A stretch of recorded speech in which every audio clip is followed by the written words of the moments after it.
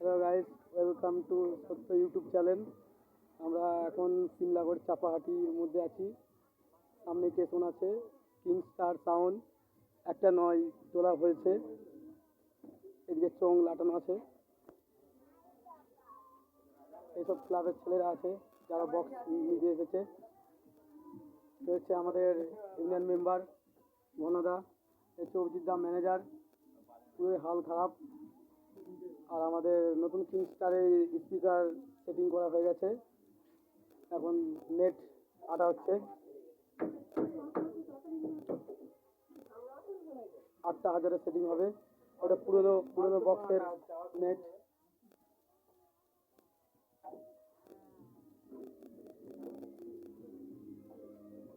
একটা নয় স্পিকার লাগা হচ্ছে সাইডে, তাদের ছয়গুলো।